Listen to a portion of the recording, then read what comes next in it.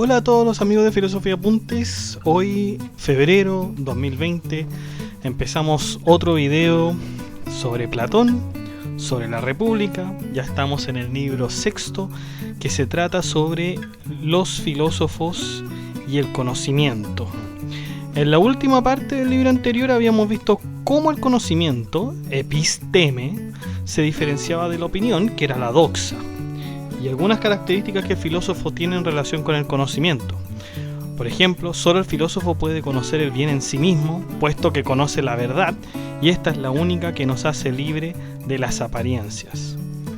Este libro y el siguiente serán las bases fundamentales del platonismo que se han discutido, durante siglos. Se va a usar el platonismo para distintos propósitos filosóficos. ¿Podríamos decir que esto es una continuación del libro anterior? Sí, porque acuérdense que el libro anterior era que bien trataba de las mujeres. Aparecía en la última parte que los filósofos tenían ciertas características y que se diferenciaban de estos hombres que, por ejemplo, eran aficionados a lo sensible. Por ejemplo, a los juegos, a las fiestas, a los colores, al bullicio. A esos hombres que son sensibles se diferencian del filósofo, porque el filósofo, puede ver la verdad, puede ver las cosas que van más allá de las apariencias. Y es así que vamos a profundizar. Este libro va a ser una profundización completa de este tema. Así que sin más, vamos allá.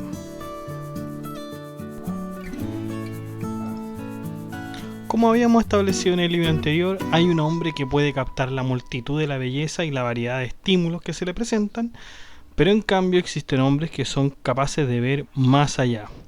De alguna manera, existe un mundo sensible que está rodeado de las cosas que nos llaman la atención, y existe un mundo inteligible que solo es captado por medio de la razón. Y solo las personas que pueden ver las cosas en sí mismas pueden acceder a este mundo, por supuesto. Por lo tanto, tenemos dos mundos. El mundo de la apariencia, que es el mundo de lo sensible, es decir, del mundo de lo que se puede tocar, de todo lo que esté expuesto a los sentidos. Y tenemos el mundo inteligible, que es el mundo de la razón, que va más allá de los sentidos, es decir, de la comprensión. Glaucón pregunta a Sócrates quiénes son los que deben ser los guardianes de la ciudad, y Sócrates responde que quienes conozcan las leyes y su fundamento apropiado. Luego Sócrates hace una pregunta sobre quiénes debieran custodiar la ciudad. ¿Debieran ser ciegos o tener buena vista? Sócrates dice que si el que tiene buena vista no puede ver lo que es bello o justo en sí mismo, ni tiene ningún modelo claro en su alma, ni son tan capaces como los ciegos de gobernar. Por lo tanto, tenemos que tener guardianes de la ciudad que tengan este pleno conocimiento del ser, ¿no es cierto?, de la razón. Entonces, Sócrates le menciona algunas características que tiene que tener el filósofo: ser amante de la verdad en su totalidad y no parcialmente, ser amante del conocimiento, ser capaz de percibir la esencia de las cosas, inclinarse a los placeres del alma y no a los placeres del cuerpo, tener espíritu de libertad, despreciar la muerte, tener buena memoria y ser mesurado. Ahora, ¿qué quiere decir el desprecio a la muerte? Está considerado como una actitud valiente y alejada de la cobardía, ¿no es cierto? Esto se va a ver más allá en detalle con el libro Fedón, que ya lo vamos a ver. Sorpresivamente, Adimanto aparece en la cena. Estábamos con Glaucón. Adimanto aparece en la cena y discute con Sócrates sobre los filósofos debido a que estos no tienen buena reputación. Una prueba de ello es que los filósofos viven en la pobreza extrema. El mismo Sócrates era muy pobre. Se dedican al ocio más que a la productividad y a la abstracción más que a lo práctico. Sócrates admite todas las censuras que Adimanto hace a los filósofos, pero cabe destacar también que estas son acusaciones de gente de la época. Así se miraba a los filósofos, como gente, tal como se diría, ociosa, pero el ocio también tiene un concepto muy interesante, porque el ocio no es lo que se entiende ahora como quizás la entretención banal, ¿no es cierto?, el puro placer de satisfacer, de reírme, de pasar un buen rato, sino que el ocio es en realidad es el momento que nos da la oportunidad para reflexionar sobre la vida. De hecho, más adelante el filósofo romano va a tener un concepto sobre el ocio que se llama otium cum dignitate, es decir, ocio con dignidad, que lo separa, ¿no es cierto?, de este ocio que conocemos actualmente. La naturaleza de los filósofos queda marcada por la búsqueda incansable del ser y su lucha por desenmascarar las apariencias. ¿Quién entonces estaría más capacitado en ejercer el mando que el propio filósofo, que es buscador de la verdad? ¿Alguien que no se deja llevar por las apariencias? Ahora, si bien hay características buenas en los filósofos, existen también excepciones de corrupción entre ellos. Sócrates nos dice que las mismas cualidades que se le reconocen a un filósofo son las mismas que lo pervierte o corrompe. Este elemento que es capaz de convertir a un filósofo en corrupto es la mala educación. La mala educación en Grecia, según Sócrates, se debe a los antiguos retóricos llamados sofistas. Recuerden que habíamos visto a los sofistas en unas entradas anteriores. Habíamos visto, creo que todos, me parece que lo habíamos visto a todos, no estoy muy seguro, pero habíamos visto gran parte de ellos. Y Sócrates, ¿no es cierto?, dice que la mala educación provenía de ellos. Y grande, porque hasta cobraban ellos por su mala educación. Bueno, teníamos que la acusación de Adimanto, ¿no es cierto?, era hacia los filósofos. Y Sócrates le da un ejemplo para entender estas acusaciones. Y fíjense que lo hace con la siguiente alegoría, vamos a decir. Había un capitán, ¿no es cierto?, en un barco con sus marineros. Este capitán era alto y corpulento, pero por otro lado era sordo y corto de vista. Acto seguido, los tripulantes, hartos de la dirección de aquel capitán, lo obligan a que salga del mando, argumentando que para la navegación no se necesita ser instruido, cosa falsa, ya que para la navegación se necesita saber la dirección del viento, del mar, el clima que se puede aproximar. Entonces el jefe queda reducido a una persona sin importancia, mientras que los marinos, ¿no es cierto?, son los que llevan el timón. Lo que quiere decir esta historia es que la opinión de la gente no siempre es la correcta y siempre se van a dejar persuadir por quienes utilicen genialmente las palabras, o en el peor de los casos la violencia. ¿Y quiénes utilizaban genialmente las palabras? Como dice Sócrates, los sofistas. No existe medio alguno para que el vulgo pueda reconocer lo bello en sí. Por lo tanto, el filósofo que pueda ver lo bello en sí será censurado por el vulgo, y más aún por esos particulares que quieren agradar al vulgo. Los políticos, se está refiriendo Sócrates. Entonces la solución para que el filósofo no sea censurado por el pueblo es que la educación desde muy joven tiene que ser buena. De este modo la gente lo llenará de honores y los colmarán de elogios. Y así, ¿no es cierto?, se va a querer sacar provecho de este. Ahora, esto puede traer más problemas, puesto que al estar colmado de elogios, puede convertirse en un arrogante que solamente se dedique a obtener riquezas y no a reflexionar. Incluso si fuera alguien que le hablara con la verdad y le dijera que lo que está haciendo está mal, tampoco lo escucharía y seguiría con su actitud arrogante. Interesante el punto. Así es como el vulgo se ha dedicado a desacreditar la filosofía y a la figura del filósofo, poniéndolo como alguien arrogante y entregado más bien a los placeres que a la reflexión. Con todos estos perjuicios, resulta difícil que el filósofo pueda llamar una vida feliz.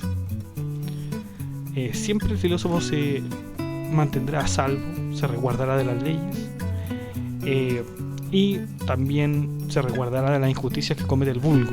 De todos modos, este es el camino del filósofo, que es un camino difícil por lo demás. Adimanto pregunta si existe alguna constitución o tipo de gobierno que se adecua a la filosofía tal de este filósofo. Frecuentemente el alma se corrompe una vez que el filósofo cae en la arrogancia y deja de lado toda actividad pública. Pero bueno, este es el principio. Para que esto no ocurra, el principio debe ser de que la educación debe ser desde pequeños, debe ser permanente y además debe ser, como lo dice Sócrates, buena. ¿A qué se refiere con buena? Eso es difícil de saberlo en todo caso. No sé si Sócrates lo responderá aquí. Sócrates y Adimanto concuerdan en que sería muy difícil que un filósofo pueda gobernar debido a su austeridad en los temas públicos y encima a su desprestigiada vocación. Sin embargo, solo el gobierno de estos puede llevar a la ciudad a una manera justa de gobierno, puesto que ellos son los que conocen el bien, la justicia y lo bello en sí mismo, que es lo fundamental. Lamentablemente siempre habrá un ambicioso de poder que quiera apoderarse de este a través de la opinión del vulgo y además a costa de la filosofía. Cuando los filósofos reciben estas acusaciones por parte del vulgo, ellos no pueden atacar de la misma manera y rebajarse a ese nivel, solo deben mirar las cosas más elevadas y contemplarlas en sí mismas. El filósofo finalmente es un ser divino y ordenado que ha alcanzado la contemplación de las cosas únicas y permanentes, es decir, el mundo del conocimiento que habíamos hablado al principio, y no puede estar ocupado de lo múltiple y cambiante, es decir, no puede estar ocupado del mundo de la apariencia. De este modo, si el recto filósofo gobernara en vistas del bien y la verdad en sí mismas, el pueblo no tendría por qué abucharlos y desprestigiarlos, puesto que no se puede hacer tal cosa con un amante de la verdad y del conocimiento. Ya a esta altura de la conversación, Sócrates le hace recordar a Adimanto los tres aspectos del alma.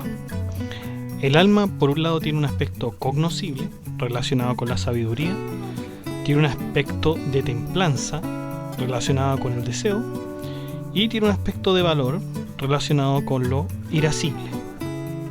Estos tres aspectos tiene el alma. Sin embargo, no hay nada más importante que la idea del bien. Si los tres aspectos del alma no están orientados hacia la idea del bien, no servirá de nada que existan, puesto que es el bien los que la hace útiles. Para algunas personas, el bien consiste en el placer y para otras consiste en el conocimiento. Sin embargo, mucha gente llama bien a lo que se les muestra en apariencia y creen que ese es el bien. Por eso es que mucha gente considera el placer como el máximo bien, pero deben reconocer también que existen placeres malos. Entonces ninguna de estas personas podría llevar a cabo la labor de gobernar una ciudad. Dadas estas características, por supuesto que las personas que puedan gobernar la ciudad deben ser muy pocas, deben ser poquísimas. Continuando con la idea de los placeres, Adimanto le pregunta a Sócrates: ¿qué opinión tienes tú de los placeres? Pero Sócrates dice que la opinión que él tenga de tales asuntos no interesa en lo más mínimo porque, como habíamos visto, la opinión es un conocimiento inconsistente. En este momento Sócrates se disgusta un poco con Adimanto y le comienza a hacer, ¿no es cierto?, algunas preguntas. Dice Sócrates: ¿no es verdad que existen cosas bellas en sí mismas y buenas en sí mismas? Sí, dice Adimanto. ¿No decíamos que lo múltiple era visto pero no pensado? ¿Lo múltiple era visto pero no pensado? Sí, también lo decíamos. ¿No decíamos que las ideas son pensadas pero no vistas? Es verdad, las ideas se piensan, no se ven. Una vez aclarado esto, Sócrates interroga sobre los órganos y sus percepciones. ¿Con qué sentido vemos lo que es visto? Con la vista. ¿Con qué sentido escuchamos lo que es escuchado? Con la audición.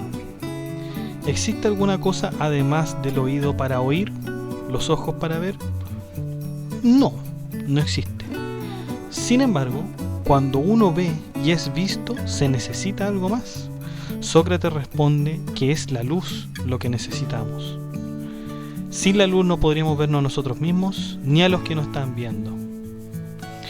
¿Qué hace que podamos ver la luz en la Tierra? El sol lo hace. Este sol, dice Sócrates, está directamente relacionado con Dios. Si bien no es parte de los órganos de los sentidos, es necesario para que podamos ver. Por lo tanto, cuando el sol permite ver al ojo los objetos como son en realidad, entonces los comprendemos, los objetos, ¿no es cierto? Los reconocemos y esto es lo que finalmente se llama inteligencia. Pero si el ojo fija su atención en algo oscuro, no podrá concebirlo y lo único que se podrá formar de él es una opinión, porque no puede verlo claramente. No es así como con el sol. Finalmente se pasa, ¿no es cierto?, se retoma la idea de la inteligencia y también el concepto del sol como un bien, porque es el sol el que nos hace ver a nosotros mismos y a todos en realidad.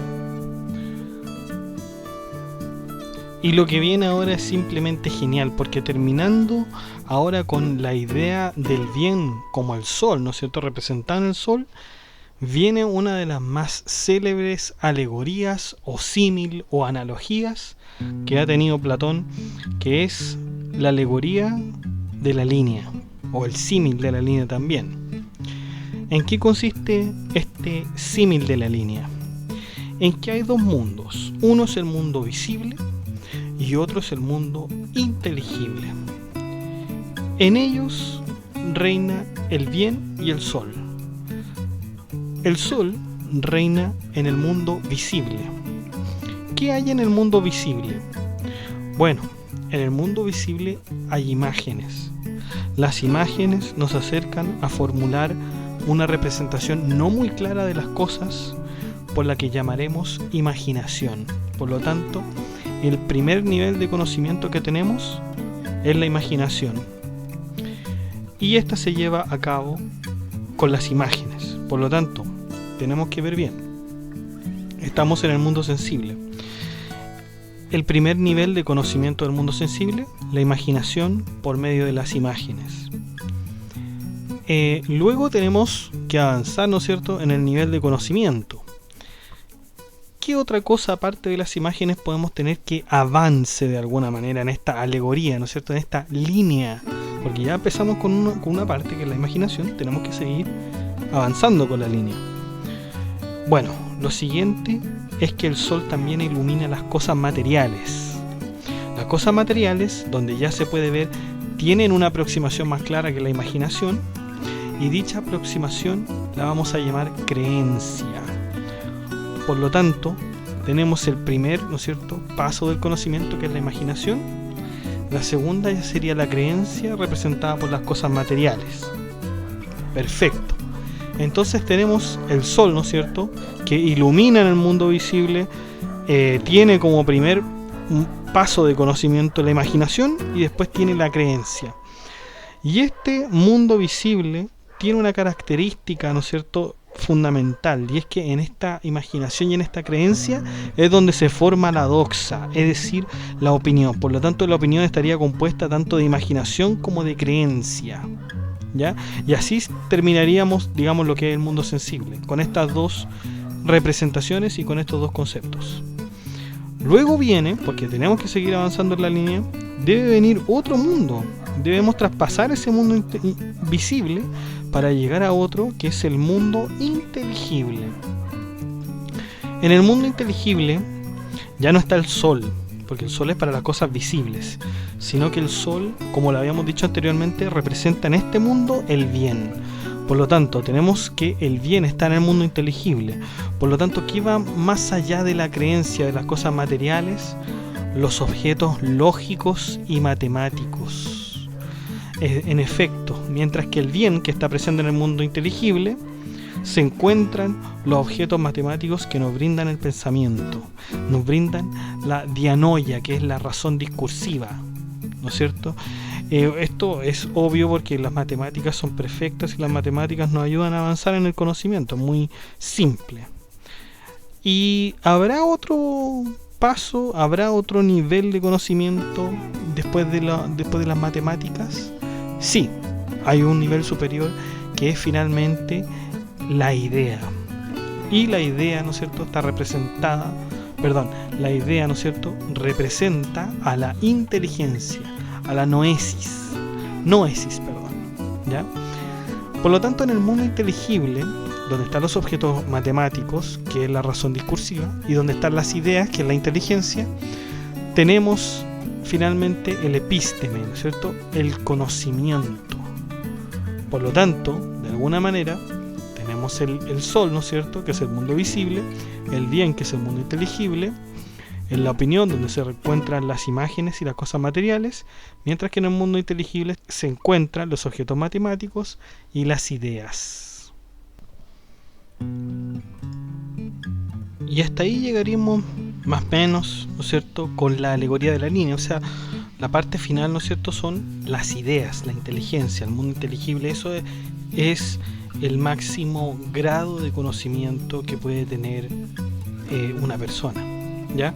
Y estos grados de conocimiento también coinciden, ¿no es cierto?, con los niveles del alma. Es decir, el primero, ¿no es cierto?, es la inteligencia, el primer grado, y por lo tanto el primer nivel del alma. El segundo, el pensamiento. El tercero, la creencia. Y el cuarto, la imaginación. Bueno, y nada más, chicos, esto ha sido todo por hoy. Podemos resumir, ¿no es cierto?, que tenemos la figura del filósofo, el conocimiento, y finalmente terminamos con la alegoría de la línea. Por cierto que estas son las bases para que Platón, en el libro séptimo, que vamos a ver luego, forme, ¿no es cierto?, una teoría aún más exquisita, aún más estructurada, que será la alegoría de la caverna, que lo vamos a ver en el próximo libro, que ya sería el séptimo. Muchas gracias por visitar, comenten, suscríbanse, hagan like, que estén muy bien y cuídense.